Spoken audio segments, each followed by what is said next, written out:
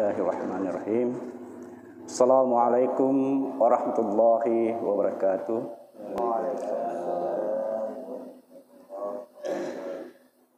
Alhamdulillah rabbil alamin, wassalatu wassalamu ala asrofil anbiya'i wal mursalin wa ala alihi wa sahbihi ajma'in. Amma ba'du. Rabbi shrah li sadri wa yassir li amri wahlul 'uqdatam min lisani yafqahu qawli. Bapak-bapak jamaah Majelis Ilmu Masjid Al-Mukhlisin yang saya muliakan dan bahagiakan. Pertama-tama marilah kita panjatkan puji syukur kehadirat Ilahi Rabbi yang telah melimpahkan rahmat dan hidayahnya kepada kita sekalian, sehingga pada subuh hari ini kita dapat bertemu dan dapat berkumpul di tempat yang penuh mubarakah ini. Kedua kalinya marilah kita mengucapkan ribuan terima kasih kepada junjungan besar Nabi Muhammad sallallahu alaihi wasallam yang telah memberikan petunjuk dari jalan gelap gulita ke jalan terang benderang. Hadirin yang sama-sama saya hormati,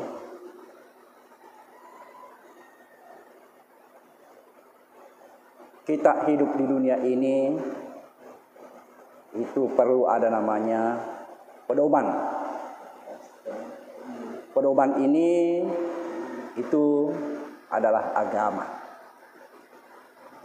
Agama bagi seseorang itu mutlak adanya.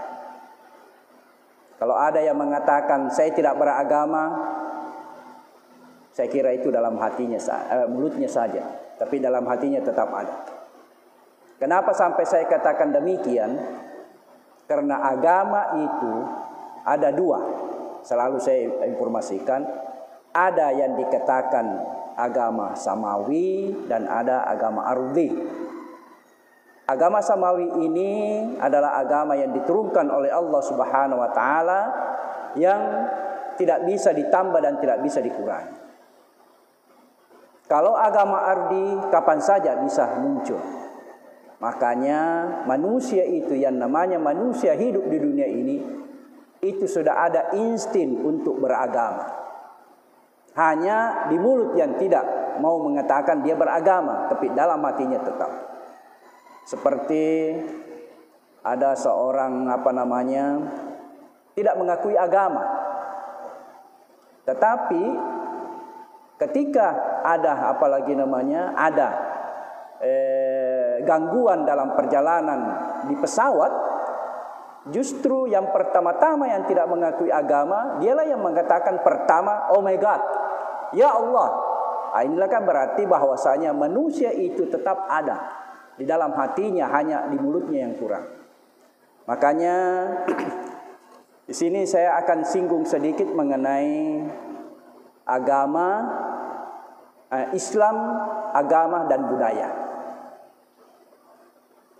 Kenapa sampai saya angkat ini? Karena Islam itu menyeluruh. Bisa menjadi agama, juga bisa menjadi budaya. Tetapi Islam itu adalah agama. Nah, dari situ muncul namanya budaya. Agama secara umum yaitu adalah keyakinan, kepercayaan, serta pedoman yang diikuti oleh pemeluknya. Jadi agama itu ya memiliki keyakinan, memiliki kepercayaan, dan juga memiliki pedoman yang diikuti oleh pemeluknya. Di antara agama ada yang hanya memiliki keyakinan dan tidak memiliki pedoman. Ya, kalau agama samawi itu semuanya memiliki keyakinan dan pedoman. Tapi agama ardi ada yang memiliki keyakinan dan pedoman, ada juga yang tidak memiliki pedoman. Contohnya agama yang tidak memiliki pedoman, yaitu adalah aliran kepercayaan. Itu hanya apalagi namanya, hanya kepercayaan. Yang penting saya percaya kepada Allah Subhanahu wa taala sudah. Tidak ada lagi ya. Itu salah satu contoh dan masih banyak lagi yang lainnya. Dan agama ardi ini itu setiap saat bisa muncul. Makanya agama ardi ini jutaan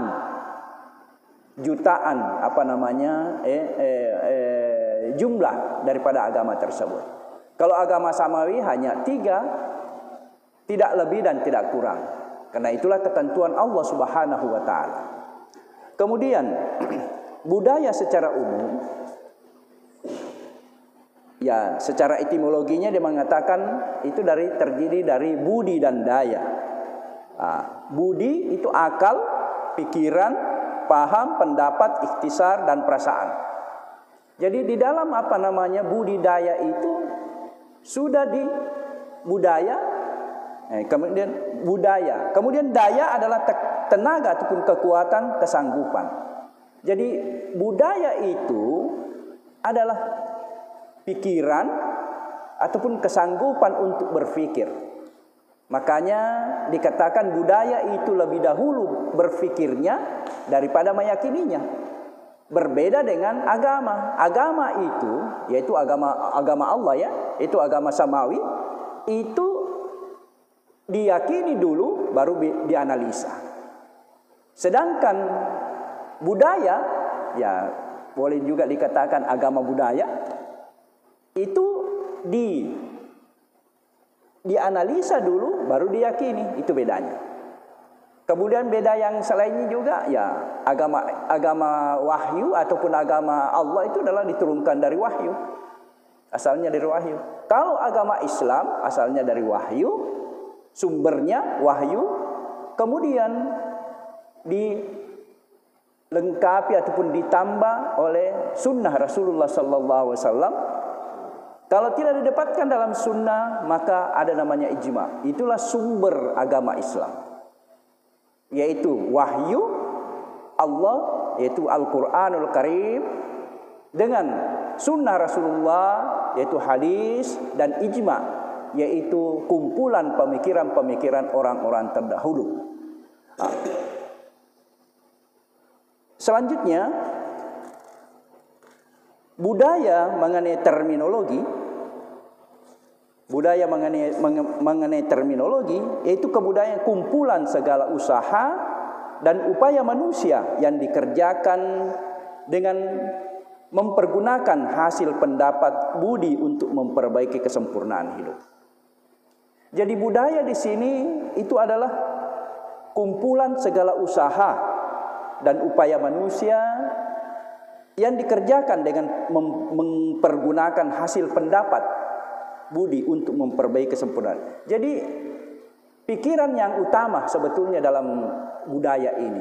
Nanti setelah dianalisa, maka muncullah keyakinan. Itu maksudnya. Kemudian selanjutnya, ya ini fungsi utama kebudayaan. Yang pertama adalah menunjang kelangsungan hidup manusia. Ya, kalau budaya tidak ada, maka putus juga kelangsungan hidupnya. Jadi budaya itu fungsinya adalah menunjang kelangsungan hidup manusia. Kemudian yang kedua, cenderung bertahan apabila dianggap mampu memenuhi kebutuhan masyarakat yang bersangkutan. Jadi kalau budaya itu masih memungkinkan untuk dilanjutkan, silahkan lanjutkan. Tapi kalau budaya tidak mungkin lagi untuk dilanjutkan, kenapa mau dipertahankan? Ini anunya sebetulnya. Kemudian ya masuk ke agama Islam. Agama Islam, kata Islam ya dari kata-kata salamat, aslama, yuslimu, islaman. Kalau di dalam terjemahannya, Islam itu adalah damai. Islam itu adalah selamat. Islam itu adalah sejahtera. Penyerahan diri, taat dan patuh. Itulah Islam. Jadi kalau ada orang mengatakan saya Islam, saya adalah beragama Islam, berarti saya harus patuh. Saya itu menyerahkan diri. Penyerahan diri, maksudnya penyerahan diri itu adalah kepada Allah Subhanahu wa taala, bukan kepada siapa-siapa. Itu namanya. Nah. Agama Islam adalah agama yang mengandung ajaran untuk menciptakan kedamaian, keselamatan, dan kesejahteraan kehidupan umat manusia pada khususnya dan pada semua makhluk Allah pada umumnya. Jadi Islam ini sebetulnya bukan hanya khusus untuk manusia, bukan hanya khusus untuk umat Islam, manusia, tapi juga untuk alam semesta. Makanya Islam ini kafatan lil alamin. Jadi dia adalah untuk seluruhnya. Itulah barangkali hikmahnya kenapa Islam ini sempurna. Karena disitulah, kalau tidak sempurna tidak mungkin menyeluruh, tidak mungkin kafah. Tapi karena dia sudah sempurna, maka dia sudah kafah, maka itulah kesempurnaan. Nah, dan tidak ada lagi agama setelahnya. Karena itulah al-yauma akmaltu lakum dinakum wa atmamtu alaikum nikmati wa raditu lakumul Islam dinan. Jadi setelah sempurnakan sebetulnya nikmat saya, itulah agama, yaitu agama Islam. Jadi agama Islam ini sebetulnya nikmat. Jadi kapan ada orang yang mengatakan, saya tidak memiliki nikmat, tidak bisa. Kalau dia orang Islam, itulah nikmatnya sebetulnya. Harus dia syukuri. Kalau dia tidak syukuri, maksudnya dia tidak mau ini, dia akan menjauh. La in syakaratum la azidannakum wa la in kafartum inna azabi lasyadid. Inilah barangkali apalagi namanya seseorang itu harus selalu mensyukuri nikmat Allah Subhanahu wa taala. Dan alhamdulillah kehadiran kita ini adalah nikmat. Dan kita harus syukuri. Kita datang di sini alhamdulillah, kita berjamaah. Kita saling sapa menyapa, ya kita mendengar barangkali apalagi namanya tausiah-tausiah ataupun nasihat-nasihat ataupun wajangan-wajangan. Ya inilah nikmat yang harus kita syukuri. Dan kita syukuri alhamdulillah. Dengan kita syukuri insya Allah, dengan apalagi namanya nikmat itu selalu akan datang. Kemudian Mahmud Shaltut, ya ini Mahmud Shaltut ini salah satu Syekhul Azhar, yaitu apalagi namanya boleh dikatakan dia adalah syekh yang tertinggi di Al-Azhar, yang menyebutkan bahwasanya ya agama itu, yaitu utamanya agama Islam, itu mengatakan mensucikan jiwa dan membersihkan hati. Jadi dia sudah katakan bahwasanya agama itu adalah mensucikan jiwa dan membersihkan hati. Insya Allah kalau kita memeluk agama, utamanya agama Islam, ya inilah ya agama Islam yang saya cerita ini, itu adalah mensucikan jiwa dan membersihkan hati. Yang kedua, membentuk sikap patuh dan taat, serta menimbulkan sikap dan perasaan mengagungkan Tuhan. Ya, kalau kita sudah merasa taat dan patuh, insya Allah tetap itulah yang mengagungkan Allah Subhanahu wa taala. Karena yang kita bisa patuhi adalah Allah Subhanahu wa taala pertama. Kemudian setelah itu baru turun Rasulullah, baru apalagi namanya siapa yang ini. Yang pertama-tama Allah Subhanahu wa taala. Jadi dengan kita patuh dan kita menyerahkan diri kepada Allah, patuh dan kita menyerahkan diri kepada Allah Subhanahu wa taala. Kemudian yang ketiga, memberi pedoman kepada manusia dalam menciptakan kebaikan hidup di dunia secara mantap dan cara memperketat hubungan antara manusia dengan Tuhannya. Nah, ini adalah masalah agama Islam. Ya, kita masuk masalah budaya Islam. Islam telah membagi budaya itu menjadi 3, Pak. Barangkali sering kita dengar, barangkali sering kita diskusi. Yang pertama adalah kebudayaan yang tidak bertentangan dengan Islam. Ya, seperti kadar besar kecilnya mahar. Ya, ini salah satu contoh saja. Kadar besar, barangkali masih ada contoh-contoh yang lainnya. Silahkan nanti barangkali kita diskusikan, ada itu untuk dikembangkan nanti. Ini hanya salah satu saja, yaitu biasanya keluarga mempelai wanita itu menentukan jumlah mas kawin. Ya, ini barangkali ada namanya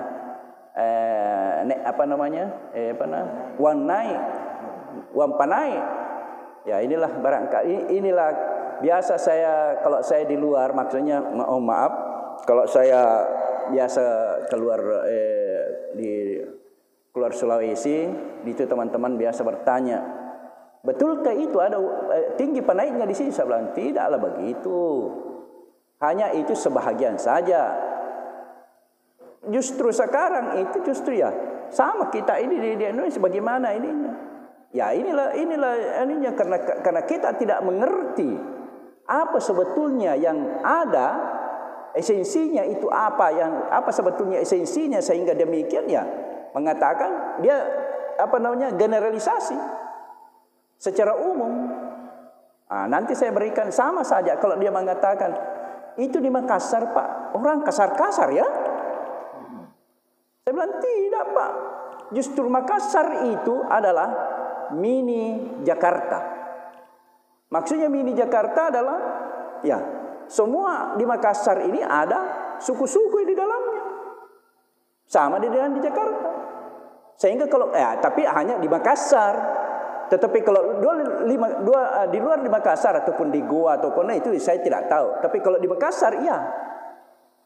Dan penduduk di Makassar ini ya itu sudah lebih banyak orang dari luar Sulawesi Selatan daripada Sulawesi Selatan. Orang Bugis, orang Makassar itu hanya seberapa sekarang dibandingkan orang yang yang dari luar di Jawa semuanya. Ini juga image yang begini sebetulnya kalau ada demikian ya perlu diberikan pemahaman kepada mereka. Budaya juga sebetulnya demikian. Ya, ini salah satu contohnya ya, kebudayaan yang tidak bertentangan dengan Islam. Ya, masih banyak lagi yang lainnya. Ini hanya sebagai contoh saja karena tidak mungkin juga disampaikan semuanya. Kemudian kebudayaan yang sebagian unsur bertentangan dengan Islam. Seperti tradisi jahiliyah yang melakukan ibadah haji dengan cara-cara yang bertentangan dengan ajaran Islam. Apa itu? Ya, dia yang seperti lafaz talbiyah yang syarat dengan kesyirikan. Dia bukan labbaik Allahumma labbaik, tapi dia hanya kesyirikan yang dia ini kan, yang bertentangan dengan apalagi keesaan Allah Subhanahu wa taala. Jadi Ka'bah itu sebetulnya sebelum datangnya agama Islam itu sudah didatangi oleh orang-orang yang bertawaf. Hanya tawafnya mereka itu ya itulah tadi talbiyahnya itu mensyirikkan Allah Subhanahu wa taala. Kemudian mereka itu telanjang bulan. Coba. Ini kan bertentangan dengan ini. Kalau kita ini sebetulnya adalah ya kalau laki-laki pakai ihram yang yang ini, kalau perempuan ini ya ditutup semuanya. Ini namanya. Itu contoh yang kebudayaan yang sebagian unsur bertentangan dengan Islam. Nanti setelahnya itu dia masuklah nanti talbiyahnya itu diganti menjadi untuk mengesahkan Allah, kemudian dia pakai ihram. Itu. Kemudian kebudayaan yang bertentangan dengan Islam ya itu sudah jelas ini. Contohnya adalah ngaben dilakukan oleh masyarakat Bali itu membakar mayat Sama barangkali kremasi. Kremasi itu bagi orang Konghucu ya Pak.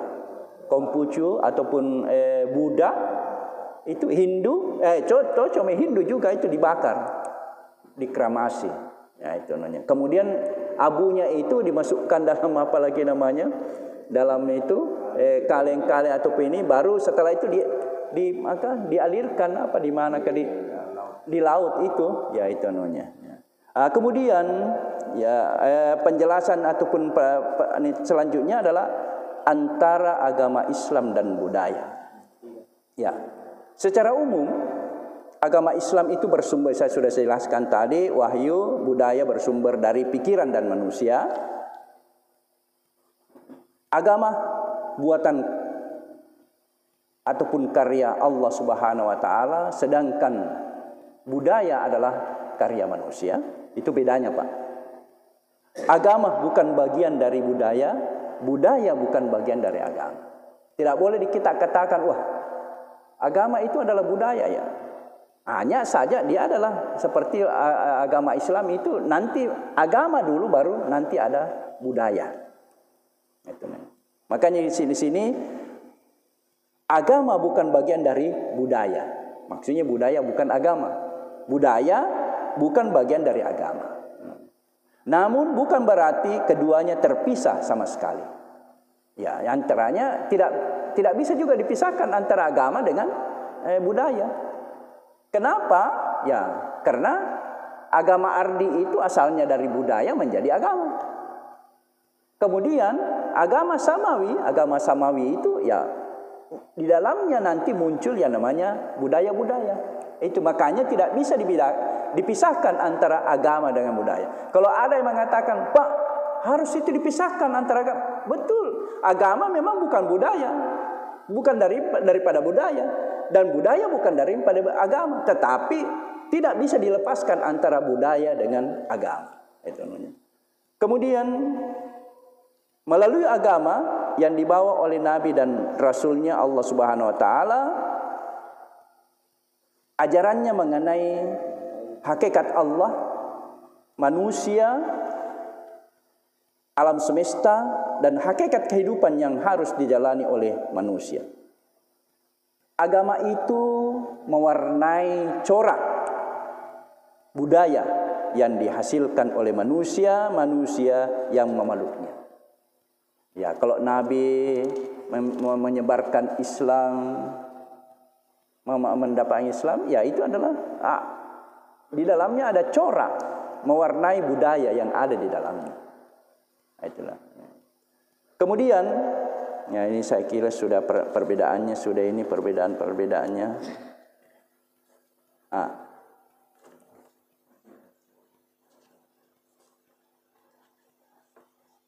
Ada sedikit lagi saya ini kan.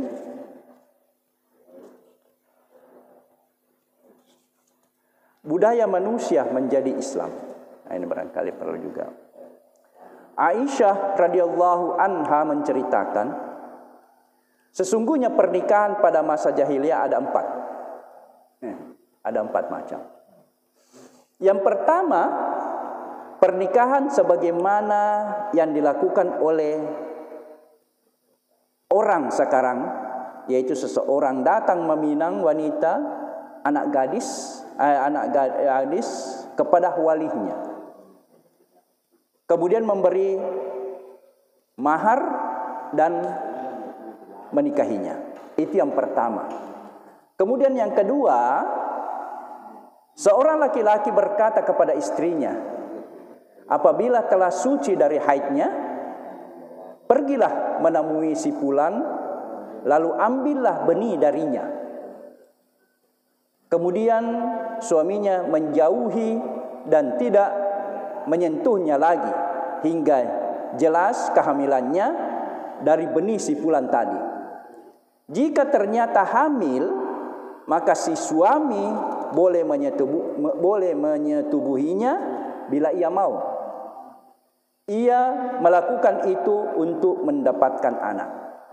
Ya, dia belum ada anak, jadi begitu caranya. Dia serahkan istrinya kepada orang lain Kemudian setelah sudah dibenih dan sudah dia ada ininya, ya dia hamil, baru dia gauli boleh. Itu namanya nikah istibda. Kemudian yang ketiga, berkumpul beberapa orang lelaki yang berjumlah sekitar 10 orang. Mereka semua menyetubuhi seorang wanita. Apabila wanita itu hamil atau mengandung dan telah beberapa hari setelah melahirkan kandungannya, maka ia pun mengirim bayinya kepada salah seorang lelaki itu. Maka mereka pun tidak bisa mengelak. Kemudian mereka semua berkumpul dengan wanita itu. Lalu si wanita berkata kepada mereka, tentunya kalian telah mengetahui urusan kalian. Aku telah melahirkan seorang anak, dan anak ini adalah anakmu, hai fulan. Si wanita menyebutnya nama seorang dari mereka yang ia sukai. Dan anak tersebut dinisbahkan kepada lelaki itu tanpa bisa menolaknya lagi. Itu pernikahan yang ketiga. Kemudian pernikahan yang keempat, cara pernikahan yang keempat, sejumlah lelaki menyetubuhi seorang wanita tanpa menolak siapapun lelaki yang datang kepadanya. Dia ini perempuan pelacur. Mereka menancapkan bendera pada pintu-pintu rumah sebagai tanda siapa saja lelaki yang ingin menyetubuhinya, ia bebas mendatanginya. Jika perempuan ini hamil dan melahirkan anak, maka para lelaki itu pun dikumpulkan. Lalu dipanggillah kofa, itu penghulu kofa. Kemudian anak tersebut dinisbahkan kepada salah seorang dari mereka yang telah ditunjuk oleh kofa tersebut. Maka anak itu pun dinisbahkan kepadanya tanpa bisa menolaknya. Ini ada 4 tetapi apalagi namanya, ketika Nabi Muhammad sallallahu alaihi wasallam diutus menjadi rasul uswatun hasanah, itu membawa kebenaran. Dihapuslah seluruh jenis pernikahan jahiliyah kecuali pernikahan yang dilakukan oleh orang-orang sekarang ini. Itu yang pertama tadi. Jadi istilahnya begini, budaya-budaya orang jahiliyah itu tidak semuanya juga tidak benar. Ada juga yang memungkinkan untuk itulah masuk. Sama halnya seperti, mohon maaf, barangkali banyak orang yang mengatakan jilbab itu sebetulnya dari Islam. Tidak. Jilbab itu sebetulnya sebelum adanya Islam itu sudah ada jilbab, sudah ada tutup aurat. Kenapa mereka tutup aurat? Ya, itu menjaga jangan sampai kena matahari. Kemudian jangan sampai juga kena debu, itu ininya. Tetapi ini dalam Islam, ya yang namanya itu telah menutup aurat, maka bisa dilanjutkan. Saya kira ini